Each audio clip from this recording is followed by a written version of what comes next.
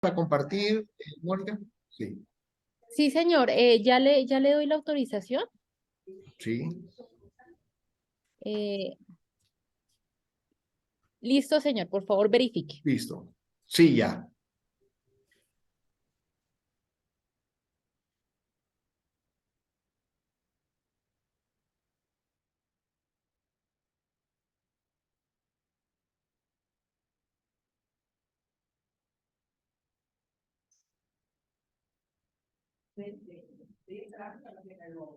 Lo vemos. ¿Será que ya? Sí, perfecto. Señor. Sí, ya. Ya se ve, se aprecia bien, Mónica, sí. Sí, señor. Sí, señor. Perfecto. Listo. Bueno, entonces vamos a empezar. Entonces vamos a empezar la charla. Digamos, la charla está titulada Recientes conquistas de participación ciudadana en las industrias extractivas. Y esta charla está dividida fundamentalmente en dos bloques. Un primer bloque se refiere o describe el actual conflicto de extractivismo medio ambiente y dentro de ese conflicto el tema de la transición energética. Esa charla es una charla de unos 20-25 minutos de naturaleza técnica, fundamentalmente.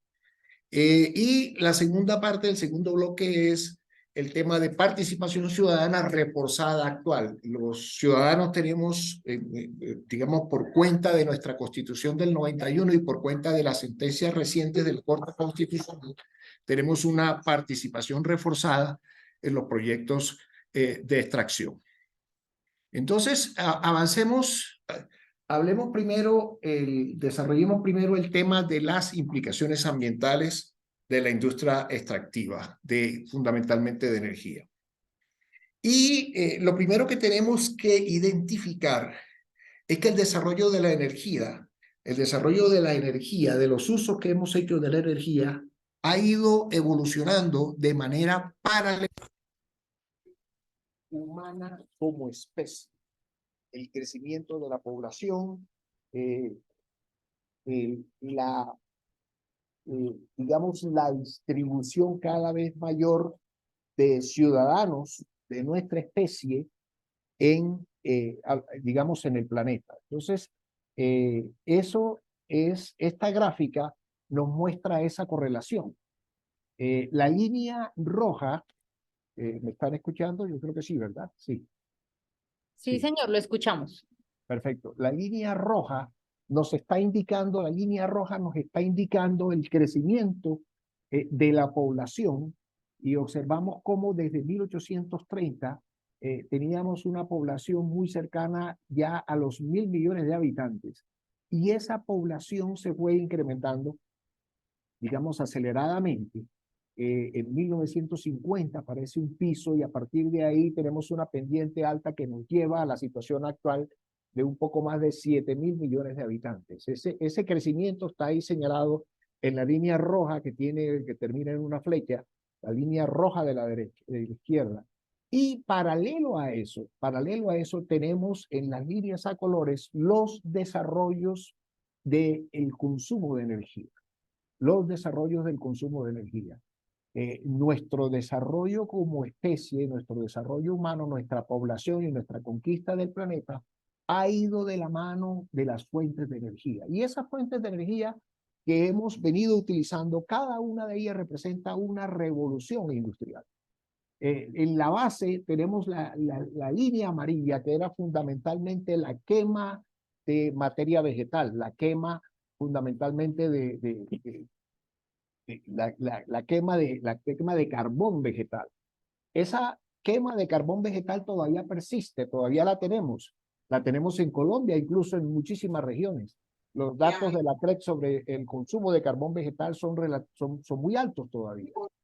Y luego tenemos el carbón, que fue, digamos, la primera fuente de energía que apareció fósil, y esa fuente de energía reemplazó a la fuente vegetal, a la materia vegetal. Es lo que aparece como gris en la gráfica. Todo ese sector gris es carbón. Posteriormente aparece la revolución del petróleo, todo el pedazo verde, la zona verde. La zona verde arranca lentamente a comienzos de los años 1900 y se extiende fuertemente durante todo el siglo XX y en este siglo XXI se ha desarrollado, digamos, su consumo ha aumentado copiosamente. Ahí está todo el tema verde. Paralelo con eso y pegado al carbón, al petróleo, aparece el gas natural que también ha alcanzado un fuerte desarrollo en lo que es el consumo, el aporte de energía en nuestra civilización en los últimos años. Por encima del carbón aparecen las fuentes hidroeléctricas de energía y arriba, en una línea negra que escasamente se ve, es la fuente de energía nuclear. En los últimos años, obviamente, y lo vamos a ver adelante, aparecen ya en estas, digamos, en estas estadísticas de consumo de producción mundial de energía, las fuentes renovables, que todavía a la fecha de hoy ocupan, digamos, un espacio muy pequeño que vamos a explicar más adelante. Entonces, esta gráfica que sigue muestra las revoluciones de energía. La primera revolución, la revolución de carbón, ahí está en línea azul, todo lo que es este azul clarito, el carbón que ayudó al desarrollo nuestro como civilización. Posteriormente, digamos, el cambio lo hizo el carbón, lo hizo el petróleo y tenemos una zona en la que el carbón, el petróleo está aumentando el consumo y su aporte en energía, desplazando parte del consumo de carbón durante, digamos, en los años más recientes, finales del siglo pasado y lo que ha sido el comienzo de este año. Por encima de eso está el gas natural que sigue haciendo su trabajo también de desplazamiento y por encima aparece la fuente hidro y la fuente de energía nuclear. Esas han sido, pues, digamos, cada una de las apariciones de esas fuentes ha representado una verdadera revolución, tanto tecnológica, porque hay que desarrollarla, generar investigación, mejorarla, adecuarla mucho más, de mejor manera a los consumos humanos para lograr, digamos, que sirva de apoyo al desarrollo de la civilización nuestra como especie.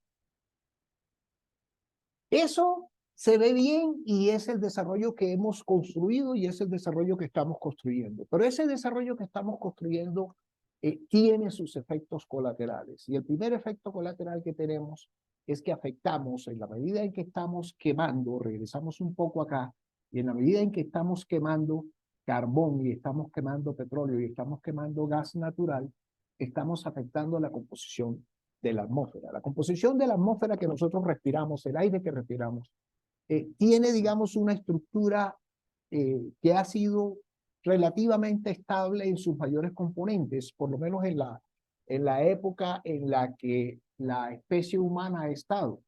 Tenemos un 21% de oxígeno, dicen los geólogos que el oxígeno para la época de los dinosaurios era menor, estamos hablando de un 16 al 18%, pero en este momento tenemos 21% de oxígeno, que es lo que respiramos, un 78% de nitrógeno y un 1% de un montón de cosas más dominados por el argón. Pero en esas cosas más tenemos un contenido de 0.03% de CO2, dióxido de carbono.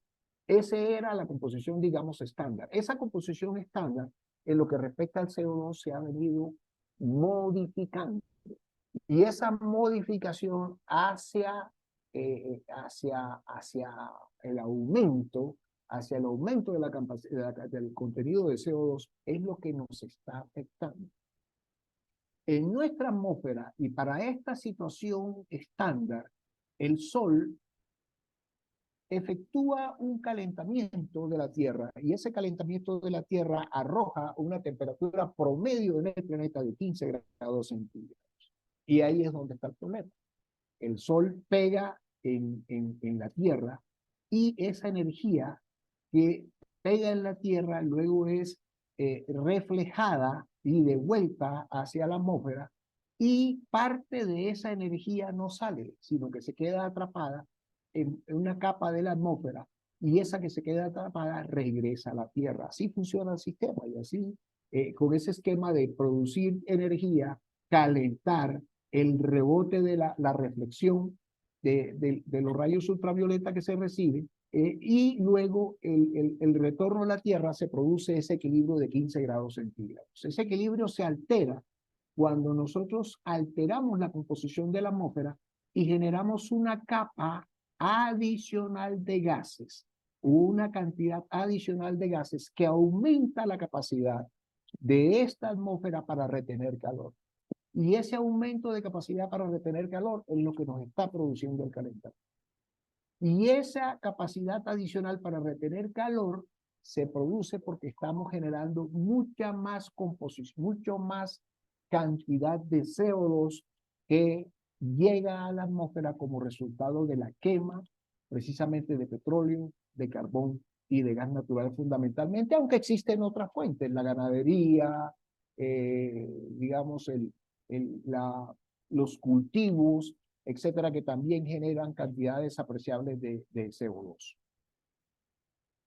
Lo que hacemos con las fuentes de carbón y las fuentes de petróleo y las fuentes de gas natural en sus usos como combustible es producir una reacción de combustión. Nosotros tomamos esas moléculas de carbono, cualquiera que sea el producto que venga del petróleo o del carbón, lo hacemos reaccionar con oxígeno y dentro de esa reacción se produce CO2 más agua más una liberación de calor. Este CO2 que se produce es el que llega a la atmósfera. Este CO2 que se produce es el que llega a la atmósfera y se ubica en una capa superior de la atmósfera, una capa superior de la capa próxima de la atmósfera a la superficie de la Tierra y nos produce la atenuación de la energía que después de rebotar en la Tierra sale o se devuelve, dejando una proporción mayor de esa energía y esa proporción mayor de esa energía nos produce el calentamiento. Esta gráfica tiene una significación adicional y es que estos materiales, carbón, petróleo y gas natural, son materiales que están fuera de la superficie, están por debajo de la superficie de la Tierra, de tal manera que no intervienen en el ciclo normal de carbono. El ciclo normal de carbono es que el CO2 de la atmósfera es atrapado por las plantas lo desagregan en átomos de carbono que utilizan para construir celulosa y crecer, liberando el oxígeno. Posteriormente, ese oxígeno es de nuevo atrapado en la reacción inversa de la fotosíntesis y así sucesivamente estamos en una generación de CO2 y luego desagregación del CO2 en carbono y oxígeno en una situación permanente. Mientras ese cambio se dé sin alterar las cantidades de carbono que están en la atmósfera, pues no hay afectación apreciable de lo que se llama los gases de efecto invernadero. Pero cuando a ese proceso se vinculan átomos de carbono que no formaban parte del inventario inicial de carbono en la atmósfera, estamos llevando a la atmósfera, a nuestro aire, una cantidad de CO2 que inicialmente no se encontraba. Y esa cantidad viene asociada a los mantos de carbón, a los yacimientos de petróleo y de gas natural que estaban en el subsuelo y que estamos llevando a nuestra atmósfera. Y el resultado, pues, pernicioso de esa situación es el calentamiento global, como una de las causales del calentamiento global que actualmente experimentamos. Entonces, podemos concluir de esta primera parte que sí, efectivamente, digamos, la producción de petróleo, la producción de carbón y la producción de gas natural produce CO2 y que ese CO2 aumenta la concentración de esos mismos gases en la atmósfera y esa concentración de esos gases en la atmósfera produce lo que se conoce, aumenta el efecto invernadero y ese efecto invernadero genera un calentamiento de la Tierra. Ahora, la ONU ha determinado límites críticos para ese calentamiento. Digamos que el primer desafío es tener un calentamiento de 1.5 por encima del promedio de 15 grados centígrados. Dicen los estudios de la ONU y digamos, de las proyecciones de las ciencias relacionadas con el medio ambiente, que los desafíos que se enfrentan llegando al límite de 1.5 por encima de ese promedio de 15 grados centígrados es que vamos a aumentar globalmente la posibilidad de inundaciones. Vamos a aumentar más o menos en un 41% el riesgo de incendios forestales. Vamos a comprometer cosechas de arroz, maíz, soya, porque esa producción obviamente va a sufrir por el desplazamiento de la temperatura. Vamos a aumentar el nivel del mar entre 87 centímetros aproximadamente. Y vamos a desplazar del orden de unos 45 millones de personas. Esos son básicamente los estudios que se han hecho en relación con subir la temperatura del planeta, estudios climáticos, obviamente en relación con subir la temperatura del planeta a 1.5 grados centígrados. Hay también simulaciones de qué pasa si si subimos 2 grados centígrados. Y vamos a tener un aumento global de inundaciones de 170% y vamos a tener obviamente mayor incidencia de incendios forestales, sequías incluso. Vamos a tener la posibilidad de mayores vectores de enfermedades tropicales. Y también hay el escenario de 3 grados centígrados, que es un escenario altamente catastrófico. Esos escenarios están explorados y están simulados a partir de modelos matemáticos que simplemente simulan el comportamiento de nuestra atmósfera y el comportamiento de nuestro planeta en lo que respecta pues al tema de cómo funcionan sus dinámicas internas. Pero esas simulaciones han servido para fijar un límite que la ONU ha establecido como límite que no se puede superar, que no se debe superar. Y ese límite es el 1.5 grados centígrados. En este momento el planeta está en 1.1. Estamos a escasos 0,4 grados centígrados de ese límite. Y por eso las voces se escuchan, digamos, a todo nivel de funcionarios estatales, funcionarios de las Naciones Unidas, ONGs, organismos de investigación internacional, etcétera, sobre el esfuerzo que hay que hacer especial para que ese límite de 1.5 no se exceda. Ahora bien, ¿quiénes son los que están comprometiendo la estabilidad del planeta? ¿Tenemos nombres para esos países? Pues claro que sí, están definidos. Las organizaciones internacionales, las ONGs, los mismos estados se encargan de revisar y medir. Estas estadísticas que están aquí en esa gráfica son estadísticas del año 2019 y ahí tenemos que el país que más contribuye a ese desorden planetario es China. China contribuye en un 29% de gases de efecto invernadero. China es la fábrica del mundo. El segundo país es Estados Unidos con un 14%. Luego la India con 7% y Rusia con 5%. El resto de países, hay un resto de países que contribuyen con un 21% y entre esos está Colombia que no alcanza al 1%, está más o menos entre 0,7 y 0,8%. Esa es la situación que tenemos. Ahora, digamos que la solución que todo el mundo plantea es sencilla. Hay que bajarlos, pero hay que bajarlos ¿cómo? Esa es la gran paradoja. ¿Cómo hacemos para bajarlos sin dejar de sobrevivir? Y esta es una proyección reciente de qué nos espera en el futuro. Si dejamos las cosas como van,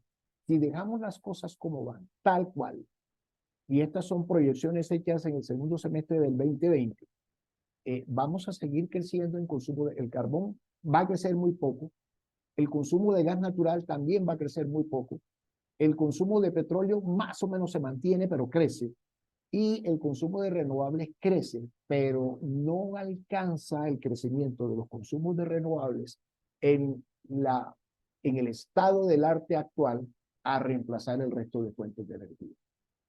Esa es la situación real, esa es la paradoja que tenemos. Necesitamos quedarnos en 1.5 grados centígrados, estamos en 1.1 máximo de calentamiento, en 1.5 máximo, estamos en 1.1, pero no vemos cómo apagar las fuentes no renovables que generan ese calentamiento. Y por el otro lado, nuestra civilización, ya de hecho se han hecho simulaciones, hay una simulación, esta que está en verde, que dice cuánto necesitamos en inversiones en renovables al estado del arte de hoy para tratar de reemplazar lo que se tiene en combustibles fósiles. Y las inversiones son enormes. De hecho, nuestro presidente le apunta a esas inversiones. Colombia tiene una posición geográfica extraordinaria para manejar, digamos, para encabezar parte digamos, de esa ruta. Y los fondos que se necesitan son enormes. Estamos hablando de trillones de dólares. 10 a la 12 millones de dólares. ¿De dónde van a salir esos fondos? Se manejan discusiones de alto nivel, a nivel de Naciones Unidas, Cada día vemos más que hay inundaciones. En Colombia hemos visto las catástrofes de este año, inundaciones, puentes rotos, carreteras, montañas que se caen, etcétera. Todo eso es resultado de ese delta de temperatura que termodinámicamente está moviendo el planeta a un estado superior de excitación térmica. Ahora, ¿cuáles son esas energías renovables que estamos explorando y que van a ser las receptoras, los proyectos receptores de esas enormes inversiones? Las que están a la derecha. Ahí tenemos, pues ahora mismo se habla de, obviamente, profundizar lo que se tiene, profundizar el viento, profundizar las mareas, profundizar, se está explorando incluso mejorar las energías provenientes de fisión nuclear. Se está hablando de aprovechar la geotermia y obviamente se está hablando del hidrógeno en todas sus facetas y en todos sus colores. Pero ahora bien, conociendo esa situación, ¿podemos prescindir de petróleo, de gas y carbón? La respuesta es apunta al no. El petróleo no solo produce energía, produce un montón de productos que nos hacen disfrutar de lo que es la civilización actual. Absolutamente todo. Todo lo que es plásticos en general viene del petróleo. Y el carbón se utiliza fundamentalmente en China como fuente de energía y se utiliza también como energía, como fuente de energía para producir vapor y producir electricidad. Y se utiliza también como fuente de calor para producir acero. Nuestra civilización no puede subsistir sin acero, no puede subsistir sin cemento, que son industrias altamente intensivas digamos, en fuentes de calor, y esas fuentes de calor son las que terminan, digamos, utilizando como fuente primaria parte del petróleo y parte del carbón que se produce y, por supuesto, parte del gas natural. Entonces, ahí tenemos esa paradoja enorme. Necesitamos sobrevivir los 7 millones de personas y en este momento no se ve a la mano una solución científica que diga esta es la solución para resolver el problema. Ahora, eso visto desde ese lado, visto desde el lado de que los 7.000 billones de personas necesitan alimentarse. Resulta que la alimentación nuestra ya es industrializada. Nosotros ya no podemos depender de que llueva o de que no llueva, o de que haya o de que no haya, digamos, de que la cosecha funcione o no funcione, de que el terreno esté bueno o no esté malo, o de que haya o no una plaga que acaba con la cosecha. Las cosechas tienen que estar aseguradas y nosotros aseguramos la cosecha con fertilizantes.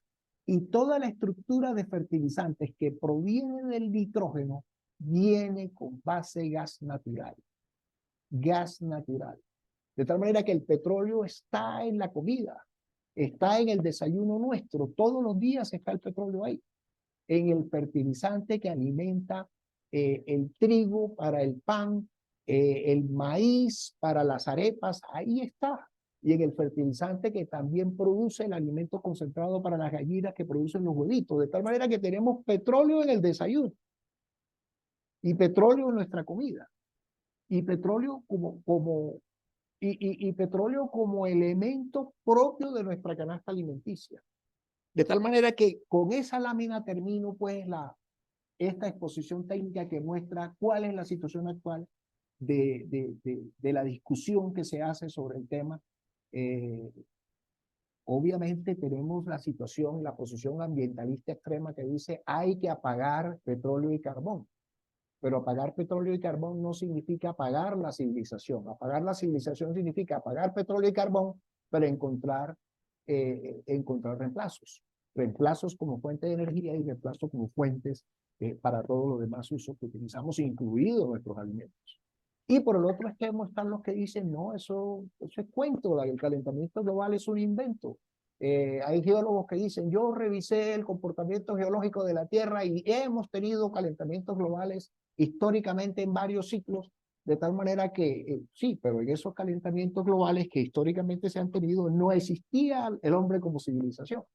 No podemos aceptar que la Tierra tenga un aumento de temperatura de 5 o 6 grados porque ya con 3 es catástrofe. De tal manera que estamos llamados a resolver el problema. Y la investigación y desarrollo está haciendo su trabajo. Cada día consigue pequeños pasos, pero no hemos podido encontrar, digamos, una solución que uno diga, esta es la solución que nos puede dar resultados a 30, 40, 50 años. Hasta allá no hemos llegado todavía. Con eso pues termino esta parte. Yo no sé si hay preguntas al respecto, porque de aquí saltamos a cómo podemos participar en esta discusión cuando se trata de desarrollos de proyectos de explotación de recursos naturales no renovables, cualquiera que sea. Si hay preguntas, por favor.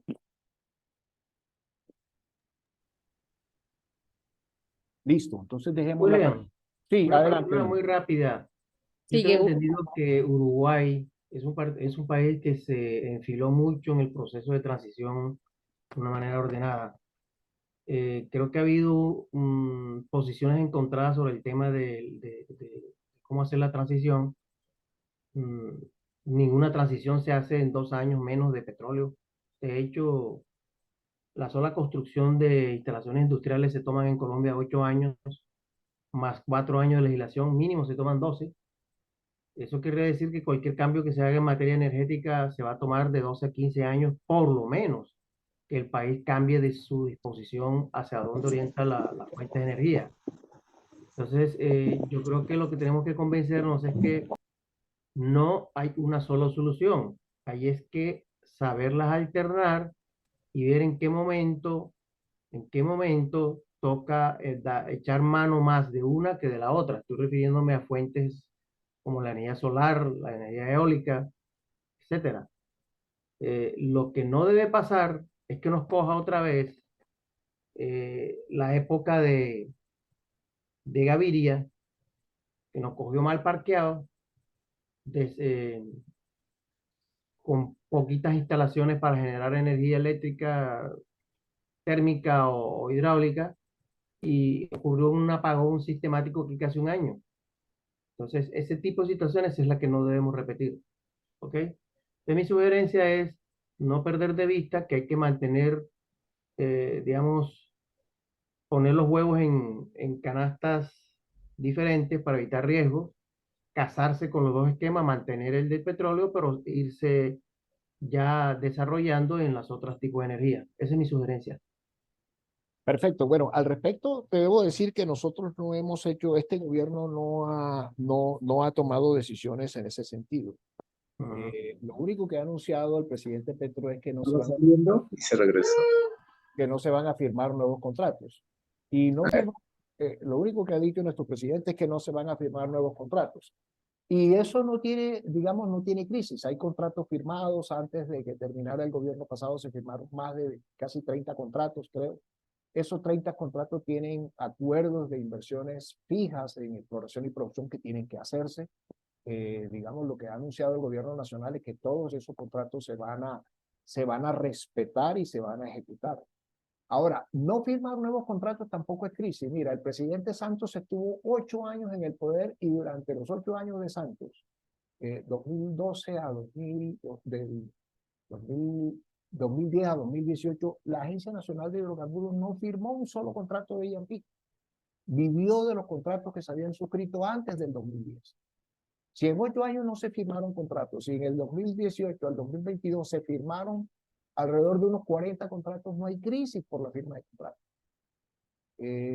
Yo no veo crisis por ahí. Lo que hay que hacer es, digamos, incentivar la exploración en los contratos nuevos que se suscribieron, viabilizarlos, ayudar a los operadores a echar adelante esos contratos. Y obviamente esos contratos, en la medida en que funcionen, pueden reponer las reservas que se van perdiendo, que se van agotando en la medida en que producimos. De la misma manera, el presidente Ecopetrol dijo que no se van a firmar nuevos contratos a menos que, ¿qué cosa? Pues que las reservas se reduzcan. Estamos esperando el dato de reservas de la Agencia Nacional de Hidrocarburos que debe salir ahora en octubre. Ese dato lo elaboran todos los años las empresas petroleras, hacen sus estudios con expertos, con terceros expertos, producen una información de reservas. Esa información de reservas obviamente tiene una incertidumbre alta digamos, en las 3 medidas que hace, probadas, probables y posibles, y a partir de ahí se tomarán decisiones. Pero yo espero que eso confirme los datos de reserva que tenemos Y a partir de ahí, de todos modos, el gobierno nacional, las autoridades nacionales, Ministerio de Minas y Energía, Agencia de Hidrocarburos, tendrán que decidir al respecto. Pero si me piden una opinión, yo no pensaría que necesitamos salir corriendo a firmar nuevos contratos de exploración y producción de petróleo en las actuales circunstancias. Hay que esperar el dato de reservas y a partir de ahí tomamos decisiones. Listo. ¿Alguna otra pregunta? Listo. Bueno, entonces avancemos en la parte, cambiamos de tercio y ahora vamos de medio y ahora pasemos un poquito al tema de la participación ciudadana. Listo, señor. Antes de seguir, quería pedirle un favor a los demás participantes, y es que si van teniendo cualquier duda pueden escribirla aquí en el chat y podemos también al finalizar hacer una sesión de preguntas. Perfecto. Muchas gracias. Bueno, hablemos un poquito de la participación ciudadana y hagamos un poco de memoria. En los años 2014, alrededor de los años 2014, yo creo que ustedes hagan un poquito de memoria. Recuerden un movimiento ciudadano que arrancó primero en los municipios mineros y luego ese movimiento tocó, ahí dice la lámina 2016, no, eso viene un poquito antes, 2013-14. Y luego tocó al tema petrolero. Las regiones,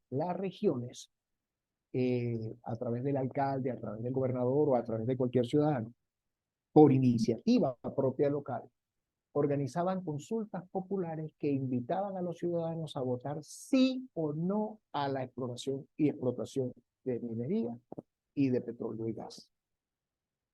Y en esas consultas casi siempre ganó el no.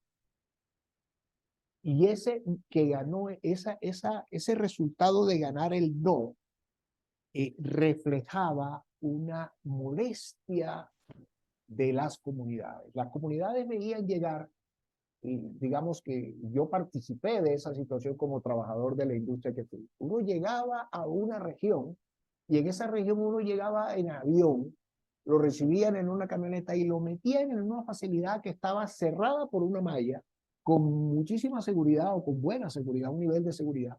Y la situación que se vivía al interior de esa facilidad era una situación muy distinta a la situación externa. Mientras en la facilidad uno como profesional tenía buenas condiciones de vida, buena cama, buena alimentación, buenas condiciones de trabajo, espacios para recreación, etcétera. Por fuera de la malla, lo que había era pobreza, pobreza extrema. Al margen de la situación de si la administración lo hace bien o no lo hace bien, si se roban las regalías o no, la situación objetiva era un diferencial apreciable entre la calidad de vida de Maya para adentro y la calidad de vida de Maya hacia afuera. Y eso generó, obviamente, en algún momento la conciencia de la gente alrededor de la diferencia, y la gente empezó simplemente a decir, oiga, yo espero más de la petrolera, yo espero más de la minera, yo espero más generación de empleo, yo espero más participación local en los consumos, yo espero que el trabajador no esté encerrado en una malla y de ahí sale en una camioneta para el aeropuerto y regresa a Cali, a Bogotá o a Medellín, sino yo quiero que ese personaje vaya a la tienda y compre una Coca-Cola y genere tejido social y tejido económico en el sector. El resultado de eso fue que siempre ganaba el no. Siempre ganaba el no. Y como resultado de que ganaba el no, pues se empezaron a prohibir las operaciones petroleras. En el llano se prohibió una exploración, concretamente en Cumaral, y se fueron prohibiendo en muchas otras ocasiones, en muchos otros municipios, la exploración de la industria minera, el avance de la industria minera y el avance de la industria petrolera. Por vía de revisión, una de esas 50 o 60 tutelas que había, porque lo que se hacía al revés, digamos, lo que estábamos en la orilla, los que estaban en la orilla opuesta, lo que hacían era presentar tutelas contra el país. Y las tutelas decían, el municipio no tiene facultades para prohibir una actividad nacional. El departamento no tiene facultades para prohibir una actividad nacional. Y ese era siempre el pleito. Y en ese pleito, a veces, dependiendo del juez, el juez concedía la tutela y decía, declaro la nulidad de la acción popular porque ustedes no pueden decidir un asunto nacional. En una de esas, un fallo de tutela, de sala de tutela, 3 magistrados dijo, no señor, los municipios tienen capacidad para prohibir, para votar sí o no al avance de ese proyecto en sus territorios, incluso si en esa decisión terminan suspendiendo o prohibiendo la actividad. Eso fue un sismo, esa decisión. Y como resultado de esa decisión de tutela, la Corte, y por la presión que hubo de parte de los ministerios y de parte pues de toda la sociedad, la Corte revisó el caso, revisó todas las acciones de tutela. Yo participé, obviamente, en esa parte. Yo representaba a los trabajadores de la industria, a los ingenieros de petróleo y a los geólogos, y participamos pues activamente digamos, en toda esa discusión. Y la Corte resolvió el caso en la sentencia SU 095 del 18. Esa postura está sólida y es la que se mantiene hoy. Incluso hace poquito, en plena pandemia, la Corte sacó la sentencia SU 413 del 21 que ratifica en una sentencia de unificación la sentencia SU 095-18. De tal manera que la Corte abordó el problema sobre la consulta popular del municipio de Cumaral, pero además resolvió el problema, digamos, para todas las consultas populares del momento. Entonces, la Corte en su estudio dijo, necesito mirar bien el tema de Estado unitario, porque nuestra Constitución habla de que este es un Estado unitario y ese Estado unitario es centralizado y hay unas autoridades del orden central, por un lado, y por el otro lado, las regiones tienen autonomía territorial. También dicho por la Constitución, artículo 288. Entonces, 287. Entonces, si hay autonomía territorial, por un lado, y por el otro lado hay un gobierno central, ¿cómo se emparejan esas dos cargas para el caso específico de las explotaciones de recursos naturales no renovables? Por otro lado, está el problema de la propiedad del subsuelo y la explotación de recursos naturales no renovables que en la Constitución del 91 cambió. Y finalmente, a partir de ahí, la Corte estudió la situación actual de mecanismos de participación ciudadana y determinó criterios para efectuarlos a futuro. De tal manera que a partir de la sentencia SU 095, nosotros tenemos un espacio, los ciudadanos tienen un espacio amplio de participación ciudadana en todos los procesos extractivistas del país. Ahora, con respecto al Estado unitario, la Corte dijo, bueno, hay que garantizar el derecho a gobernarse por autoridades propias en las regiones. Eso es parte del artículo 287 superior. Hay que ejercer las competencias que por ley le corresponden a las regiones. El poder central debe intervenir en asuntos en los que esté plenamente justificada esa intervención. Y de conformidad con la autonomía de los territorios, el mandato constitucional implica un grado de independencia que debe ser ejercida por medio de un autogobierno y por la administración de asuntos que competen a esas entidades. Entonces, entre esos está reglamentar los usos del suelo, a través, obviamente, de los consejos municipales. Y dentro de los límites que fije la ley, pueden dictarse normas para el control, preservación y defensa del patrimonio ecológico y cultural del municipio. Entonces, fíjense que el municipio controla su territorio. La autoridad territorial, la Corte en esta sentencia dijo, el territorio lo controla el municipio. Las autoridades locales tienen que controlarlo. Eso es una garantía. Ahora, por el otro lado, tenemos el conflicto con la propiedad del subsuelo y la explotación. La Corte, la Constitución del 91 dijo que el Estado es propietario del subsuelo y de los recursos naturales no renovables. Respeta los derechos que se hayan adquirido antes de. Y en ese sentido, todas las propiedades del subsuelo que provienen de, digamos, de títulos de la corona española se respetan. Existe un título petrolero, existe por ahí 2 o 3 títulos de carbón, esos títulos se respetan. Pero aclara la Corte que el Estado ya no es sinónimo de nación. La Constitución del 86 decía que esos recursos eran de la nación y la nación obviamente se asimila al manejo del Estado. En cambio, el Estado somos todos. Dice la Corte, el Estado ya no es la nación.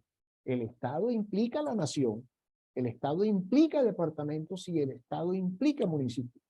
De tal manera que los recursos del subsuelo ya no son manejo exclusivo y responsabilidad directa del Estado central, sino que, como son propiedad del Estado, y el Estado comprende también los entes territoriales tienen también una posibilidad de participar en esas decisiones. Y con los entes territoriales que representan a los ciudadanos, pues los ciudadanos pueden participar de manera indirecta a través de quienes los representan, de sus autoridades, o de manera directa a través de los mecanismos de participación ciudadana directa.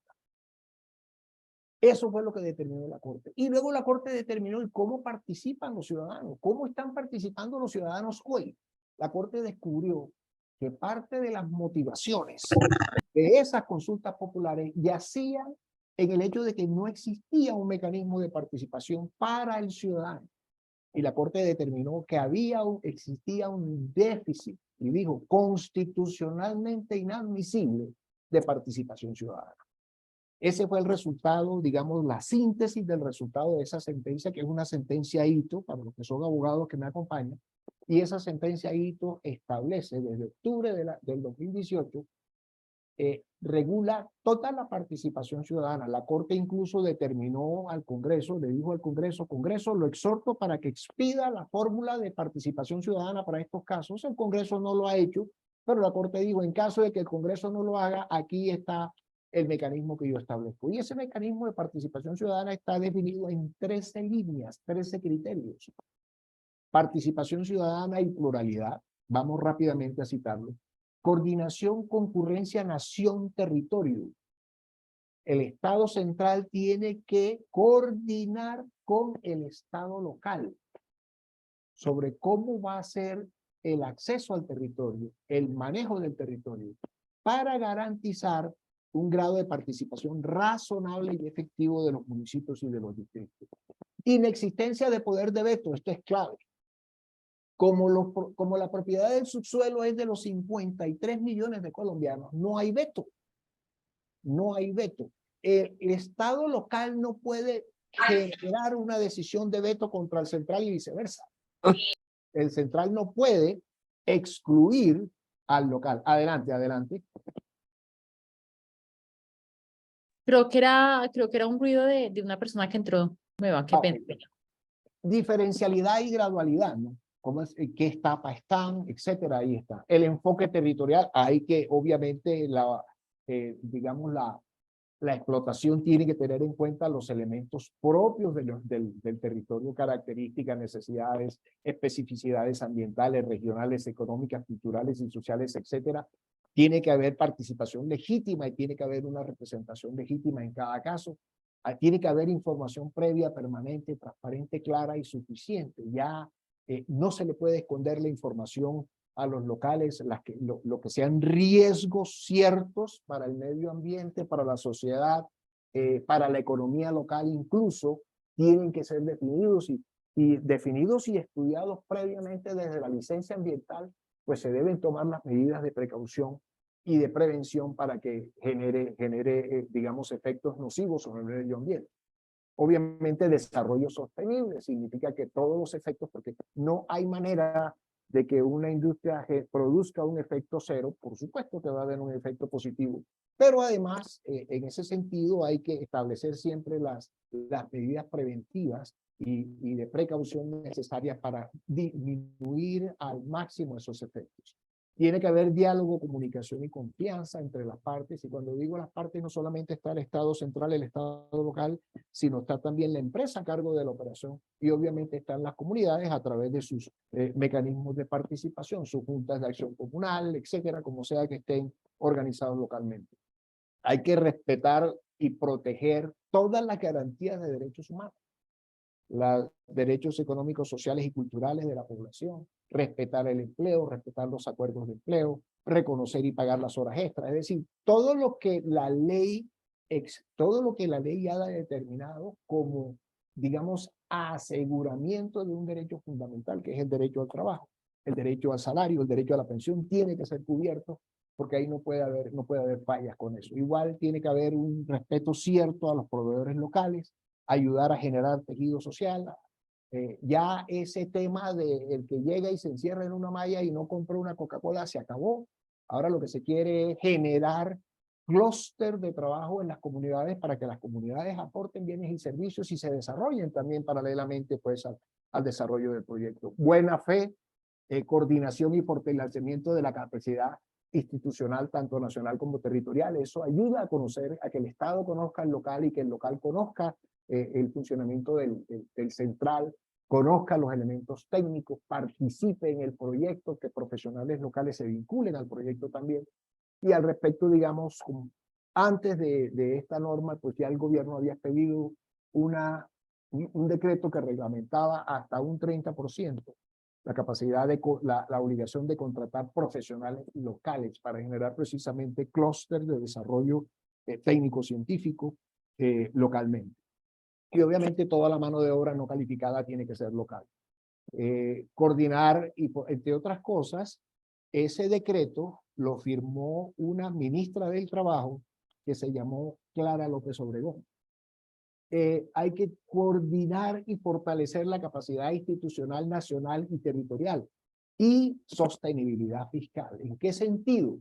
En que las regiones tienen, en virtud de esta ley, la posibilidad de cuestionar las regalías. No revisarlas, no cuantificarlas, pero sí generar cuestionamientos, generar dudas cuando las tengan y obviamente canalizarlas a través de las autoridades a cargo de eso. Y obviamente todo lo demás, generar equidad social y generar desarrollo regional. Estos tres elementos tienen que estar en el proyecto de ley que el Congreso algún día saque, pues, o digamos adelante, para regular este tema de participación ciudadana. Mientras eso no ocurra, y no ha ocurrido en los próximos, ya vamos para 5 años y no ha ocurrido, pues estas guías siguen siendo las guías de las reuniones de coordinación y concurrencia nación-territorio que se dan alrededor de cada proyecto. Y finalmente las decisiones de la Corte Constitucional que tomó, que son básicamente las que les mencioné, y por razones pues de avanzar en el tiempo, pues no las voy a leer. Insta a los alcaldes al final, ordena al Ministerio de Minas, al Ministerio de Desarrollo Sostenible, Ambiente, a la Unidad de Planeación Minera Energética, al Servicio Geológico Colombiano, que en la política pública de los sectores de hidrocarburos y de minería, así como en los contratos de concesión, robustezcan las estrategias y cláusulas contractuales de participación ciudadana, información, coordinación de acciones sociales e inversiones sociales en entidades públicas y exijan así a las empresas del sector minero que respeten los derechos humanos, realicen acciones de debida diligencia para la gestión de riesgos ambientales y sociales con ocasión de las operaciones de sus actividades y amplíen espacios de información. Y por último, insta a los alcaldes a que se vincule activamente en estas decisiones y en estos temas. Listo. Ahora bien, ¿cuál es el enfoque necesario para abordar esto? Estas reuniones de coordinación y concurrencia son reuniones que se enfocan, tienen un enfoque técnico. En este caso, las autoridades locales, alcaldes, etcétera, pues tienen que rodearse de personal técnico que los ayude a entender las condiciones, las circunstancias técnicas del proyecto de minería, de petróleo o de cobre o de cualquiera que sea, obviamente de oro incluso, cualquiera que sea pues el recurso no renovable que se esté explotando. Las circunstancias operativas propias de lo que se va a explotar, las condiciones, las circunstancias sociales propias, la legislación que haya laboral y social para la explotación de todo el tema de seguridad industrial, esa situación, por ejemplo, que está pasando en las minas de carbón que están explotando, que uno lo lee en la prensa que no había permiso, que se había permiso, que no había un programa de HCE, eso claramente es una violación de esta jurisprudencia por parte de alguien. Alguien está fallando, o falla la autoridad de control, o falla el minero, o fallan los dos. Y obviamente el tema ambiental que tiene que ser protegido y tiene que ser transparente. Ya ustedes vieron que sobre el tema de la afectación ambiental, la industria produce dos afectaciones. Una afectación macro, que fue lo que expliqué la primera vez, que tiene que ver con el tema de la producción de CO2, la producción incluso de CH4 sin combustible, el aumento de los gases de efecto invernadero y el aumento de la temperatura del planeta por encima del promedio de 15 grados centígrados, que hoy está en 1.1, y que todas las Naciones Unidas y todas las organizaciones internacionales quieren frenar en 1.5. Eso por un lado, en el lado macro, y en el lado micro, pues están las afectaciones ambientales digamos, al aire local, la temperatura local, las aguas locales, la vegetación local, la fauna local, etcétera. Entonces, digamos, esos son los temas que deben ser los fundamentales, los aspectos fundamentales propios de la región dentro de estas 4 categorías para revisarlas en todo proyecto de exploración y explotación de un recurso natural no renovable cualquiera que sea. El mensaje final de esta charla. Me pareció maravillosa esta lámina que encontré. Esta es una gota de agua en una hoja y hay 12 hormigas que están bebiendo de esa gota de agua. Lo sorprendente es que se han dividido en 4 grupos de 3 hormigas cada uno para equilibrar la hoja y que la gota de agua no se resbala y caiga. Esas pequeñas maravillas de la naturaleza nunca dejan realmente de sorprender. Ese es el tipo de coordinación que necesitamos hoy entre las personas para poder avanzar sosteniblemente como sociedad. Con este mensaje termino esta presentación, compañeros, y bueno, cedo la palabra a la doctora Mónica para que organice la ronda de participación ciudadana. Gracias, doctor William. Muchísimas gracias por su tiempo, por la explicación. Yo creo que hay mucho que debemos hacer como sociedad civil. Y para abrir esta ronda de preguntas, que invito a todas las personas que están participando a alzar la mano, a preguntar o a escribir desde el chat, pues quiero empezar yo, profesor, o sí, quiero empezar yo, director. William. Quiero empezar, George William. ¿Qué se puede hacer desde el legislativo? ¿Qué podemos hacer nosotros para seguir cuidando el medio ambiente? Si bien lo que plantea el gobierno es una transición minero-energética, ¿qué podemos hacer nosotros para que tanto las comunidades no se vean afectadas, para que no tengamos, como lo preguntaba una de las personas, en algún momento escasez o racionamiento? ¿Y cuál sería la mejor salida? Porque sabemos que debemos cambiar el paradigma. Sabemos que tenemos que hacer una transición, la transición debe ser lo más rápido posible, pero mientras tanto, ¿qué alternativas tenemos y qué podemos hacer? Ojo, como sociedad civil y también pues desde el Congreso, porque pues desde que podamos dar nuestro granito de arena, pues ayudamos a construir una mejor Colombia para todos. Bueno, lo que está haciendo nuestro presidente, y digamos, y en ese sentido hay que reconocerle, digamos, el mérito a su iniciativa. Reconocerle el mérito a su iniciativa fue alarmar al mundo. Decirle, oiga, todos estamos viendo lo que estas láminas que yo he mostrado están indicando. Estamos diciendo que el mundo se dedicó a consumir petróleo y carbón, se montó la civilización sobre petróleo, carbón y gas natural, pero no hemos advertido que ese montaje de nuestra civilización sobre esos 3 materiales, si bien es cierto, nos produce el confort, nos produce transporte aéreo, transporte de carreteras, todos los consumos que tenemos, los celulares, los televisores, todo lo que hoy nos rodea que sale de petróleo. Y todo lo que comemos que sale de los fertilizantes de petróleo. Incluso el agua. En esas estadísticas olvidé mencionar el agua. No lo olvidé, sino que simplemente quería dejarlo aparte. Porque nosotros en Bogotá, que somos 8 millones de personas, o 9 o 10, incluyendo el resto, nosotros sobrevivimos en Bogotá porque nuestras aguas servidas son tratadas con petróleo, con intercambiadores iónicos de petróleo. Y hoy en día esas grandes ciudades no pueden tratar sus aguas con alumbre, necesitan del petróleo. De tal manera que nosotros tomamos agua tratada con petróleo. Consumimos productos que son mantenidos y llevados a nuestra despensa a partir de petróleo. Petróleo que interviene como fertilizante de todo lo que nosotros consumimos en el desayuno, almuerzo y comida. De tal manera que lo que hemos hecho y lo que ha hecho nuestro presidente es decirle al mundo, oiga, tenemos esta situación. Estas industrias nos han mantenido y nos han traído como civilización hasta acá.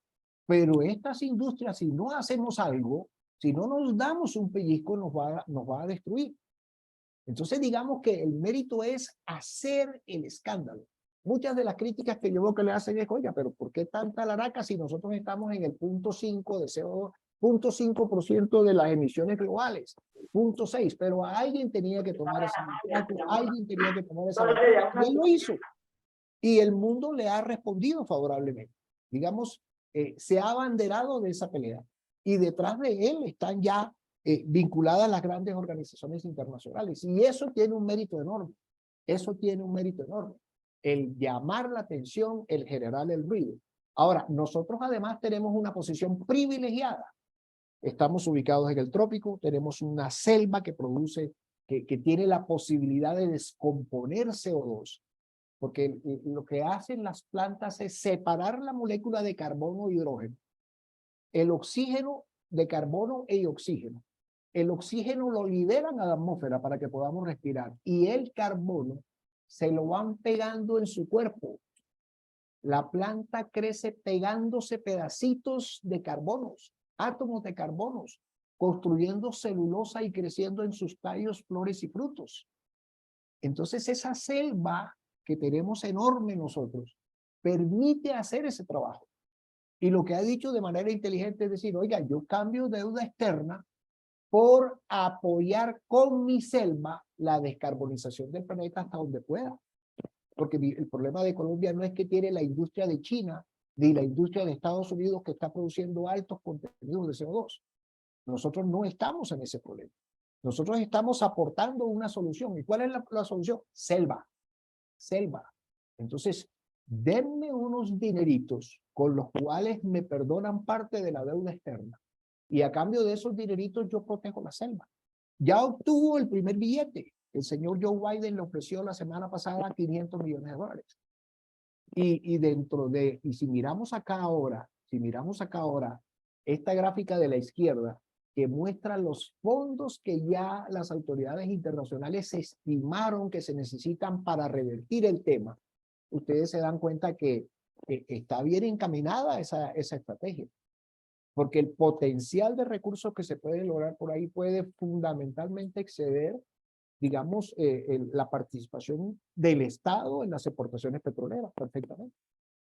De tal manera que esa postura es viable desde lo económico, es viable desde lo estratégico y es viable desde nuestra exposición en el ambiente internacional como país y como un país del trópico que tiene una selva que está ofreciéndole al planeta como una opción para mejorar en algo la descarbonización del planeta. Y en ese sentido, digamos, nuestras universidades también están generando algunas opciones de investigación y desarrollo. Estamos trabajando, vi en digamos, un proyecto de la Universidad del Norte, de unos estudiantes de la Universidad del Norte, que han encontrado una manera de descarbonizar a través de un procedimiento que incluye unas algas y unas cosas. De tal manera que hay mucha investigación. ¿Quién va a acertar con la solución definitiva? No sabemos. Es posible que la solución definitiva sea una combinación de miles de soluciones. Pero en este momento todo el que puede investigar y todo el que puede, digamos, aportar desde la ciencia lo está haciendo. Y todo el que pueda aportar desde la concientización de la población alrededor de este fenómeno nos toca hacerlos. Yo ya no estoy haciendo, no he participado, digamos, en investigaciones científicas recientes, pero participo divulgando, participo capacitando, participo dictando charlas, participo haciendo este ejercicio, mostrándole a los ciudadanos cuál es el problema, porque todo el mundo dice, pero es que ¿cómo vamos a acabar el petróleo? Si nosotros vemos solamente la importancia del petróleo, no le vamos a encontrar razón a decir que vamos a suspender contratos petroleros. ¿Por qué ese tipo está loco? El presidente de Ecopetrol también se la fumó verde. No, es que detrás de esa situación hay un fondo de catástrofe que se quiere evitar. Y entonces en la medida en que la gente no vea el otro lado de la ecuación, pues sigue encontrando hasta risible la postura digamos, porque no es un no definitivo, no estamos dándole un no, estamos simplemente diciendo, oiga, sí hay que darle al petróleo, sí hay que darle al gas. Claro, yo quiero levantarme en la mañana y prender el piloto de mi estufa y saber que ahí tengo gas natural para cocinar mi desayuno. Eso es perfecto, eso es calidad de vida. Pero detrás de eso hay una realidad que se oculta. que no se observa, que no se aprecia, y es el riesgo planetario. Y ese riesgo planetario no se puede ver desde las curvas de mis amigos los geólogos. Yo soy muy amigo de muchos geólogos porque soy simplemente el apoderado legal de los geólogos, de la Organización de Geólogos en Colombia, que es que me sacan unas curvas que dicen, es que el planeta se calentó, sí, pero se calentó en el Cuaternario cuando no había nadie, y se calentó después cuando había dinosaurios, y después se calentó cuando había otra cosa. Pero en la época nuestra, en la época del hombre, ese calentamiento no se ha visto. Y ese calentamiento sería catastrófico. Y así como estamos tomando hoy muchas decisiones de protección frente al riesgo del Nevado del Ruiz, pues el planeta tiene que entender que hay que asumir una actitud con igualmente responsable frente al calentamiento global. Ahora, estos países que están generando el mayor riesgo, China, Estados Unidos, tienen mucha investigación, están haciendo cosas. No crean que ellos no están tratando de resolver el problema también, lo están resolviendo, gastan mucho dinero en investigación, pero no pueden sacrificarse, no pueden morirse como país, no pueden morirse como sociedad. Y como no pueden morirse como sociedad, a la par de trabajar y mantener su desarrollo, quemando carbón y quemando petróleo y quemando gas, pues también están trabajando soluciones. Entonces esa es la encrucijada del alma de el ciclo nuestro de desarrollo, crecimiento económico, pero a la vez no contamine, maestro, no produzca CO2 que va a terminar, digamos, acabando con la civilización. No sé si con eso hice la respuesta adecuada, Mónica. Sí, sí, sí, sí. Qué buena forma de resumirlo. Una encrucijada en la que tenemos que unir a todos los elementos y hacerlos participar, y pues que nos sirva funcionando, que sea funcionable económicamente, que sea viable, mientras que tenemos una transición y pues que la sociedad lo acepte. Muchas gracias. Tenemos una pregunta también que nos hace Chima Luosa. Leo, doctor, buenas tardes. Debido a la exigencia en el medio ambiente, tengo más que entendido que los contactos de las empresas de carbón no renovarán su vencimiento por el medio ambiente y Cerrejón tiene contratos hasta el 2020, no alcanzo a leer esto, hasta el 2000, no me dice la fecha entera, y por eso en La Guajira están las empresas con nuevos contratistas de energías alternativas, o sea que siempre La Guajira va a estar a la vanguardia por el sector que tiene y por las alternativas para crear energías renovables. Creo que esto va en la línea también de lo que estaba diciendo de la creación de nuevas energías. ¿Qué se puede decir sobre el tema? Pero La Guajira es una situación, tiene una situación geográfica privilegiada.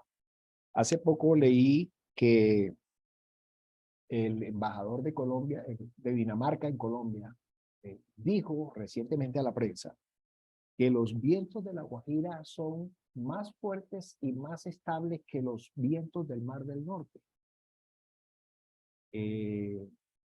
Yo conozco La Guajira, pero nunca he estado, digamos, en esa zona de playa ya cerca al Cabo. Bueno, una vez estuve, pero en plan de turismo hace muchos años. Pero los que conocen la zona dicen que digamos, la disponibilidad de buen viento es enorme. Y eso da un potencial en La Guajira para, digamos, instalar parques de generación con turbinas eólicas, Pero por otro lado, digamos, el carbón ahora mismo tiene unos precios internacionales importantes. Y esos precios internacionales importantes motivan las exploraciones y explotaciones de carbón. Tocaría mirar la circunstancia específica del proyecto Cerrejón, pero hay favorabilidad en materia de precios. O sea, todas esas industrias se mueven alrededor del precio. Cuando usted tiene carbón por encima de los $100 y pico en la tonelada, carbón térmico, como está ahora, y cuando tiene petróleo por encima de los $70, pero usted tiene facilidad para producir resultados y para producir resultados buenos para los accionistas, buenos para lo que se llama los stakeholders, para el Estado, y bueno para los contratistas, y bueno para todo el que está vinculado a esa cadena productiva. De tal manera que me parece sospechoso que el Cerrejón diga que quiere cerrar la mina por temas ambientales. Pues hay que mirarlo, eso le toca a las autoridades del país, a la Agencia Nacional Minera, mirar qué hay, porque cuando el precio está alto, eso no es una situación normal. Si estuviera el carbón a 50, 60 dólares, uno dice, bueno, 50, 60 dólares, el costo de producción es altísimo. Está seguramente por ahí en 50, 60, 70 dólares, entonces están perdiendo caja.